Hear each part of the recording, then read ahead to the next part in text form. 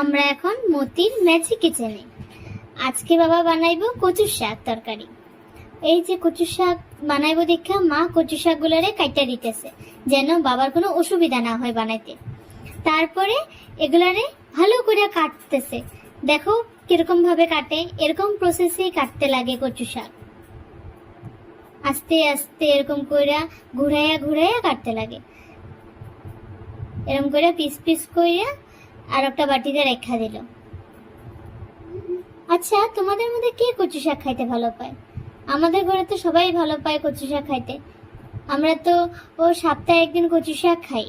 তোমরা কি খাও সপ্তাহে একদিন কচু শাক, না মাসে একদিন খাও?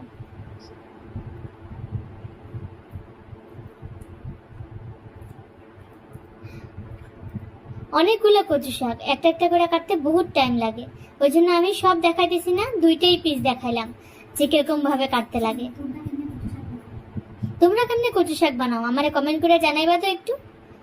বাবা তো এরকম বানায়, ফার্স্টে কুকারের মধ্যে কচু শাকগুলো এরকম দিয়া দিল কাইটা কাইটা, তারপরে ওইটার মধ্যে জল দিয়া বসাই দিল। তারপরে একটা বাটির মধ্যে জিরার গুঁড়া 1 চামচ, হলদির গুঁড়া 1 চামচ, লাল লঙ্কার গুঁড়া 1 চামচ, এটা দিয়া তারপরে অল্প জল দিয়া ভালো করে মিশাই নিল। এটারে মিশাইয়া তারপরে কড়াইয়ের মধ্যে তেল বসাইয়া ওইটার মধ্যে রসুন দিয়া ভালো করে রসুনটারে গোল্ডেন করে ভাজতে লাগবে। তোমরা চাইলে এই টাইমে একটু লবণও ইউজ করতে পারো। যদি লবণ দাও তবে রসুনটা একটু সফট হয়ে যাবে। এরকম করে ভালো করে নাড়া নাড়ায় ভাজবা এটারে, রসুনগুলা যেন পুরো গোল্ডেন গোল্ডেন হয়ে যায়।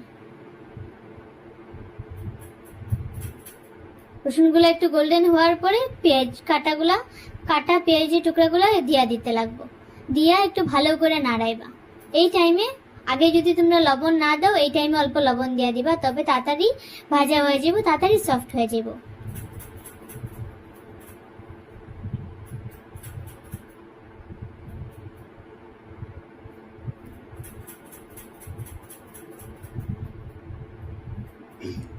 কন্টিনিউ নাড়াইতে লাগবো এই রসুন আর পেঁয়াজের মিশ্রণটারে। তারপরে আমাদের মশলার মিশ্রণটা যেটা জল দিয়া মিশাই রাখছিল ওইটা দিয়া দিল। ওইটা দিয়া ভালো করে একটু নাড়াইব।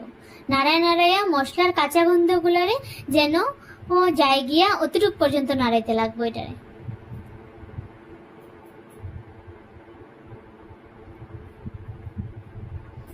তারপরে অল্প আদা গ্রেট করে ওপর দিক থেকে দিয়া দিতে লাগবো এই টাইমে।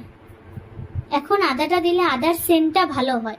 আগে আদা দিলে আদাটা একটু তিতা হয়ে যায়, ওই জন্য বাবা লাস্টের দিকে আদা দেয়।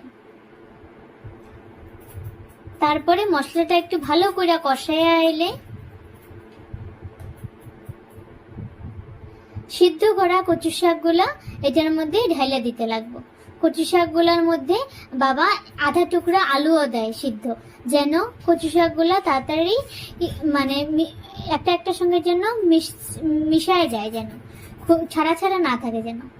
এই যে এরকম ভাবে মিশানো থাকবো কচু শাকগুলো একটা একটার সঙ্গে, না হলে যদি জল জল থাকে কচু শাকটা খাইতে কোনো টেস্ট লাগে না। ওই জন্য এরকম করে ভালো করে নাড়া দিতে লাগবো কচু শাকগুলো দেওয়ার পরে।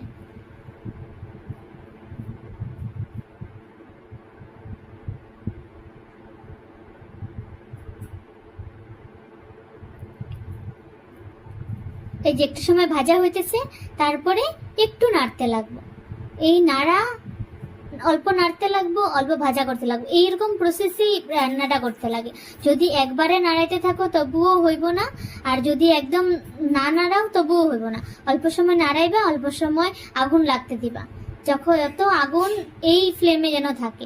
এর থেকে বেশি হইলে জ্বলে যাইব, এর থেকে কম হইলে শুকাইব না, কচু শাকটা জল জল থেকে যাইব। এরকম হয়ে আইলেই তারপরে এরকম ভাবে শুকনা হয়ে যাব, তখনই আমাদের তৈরি কচু শাকের তরকারি। এই যে কচু শাকের তরকারি নামায় নিল।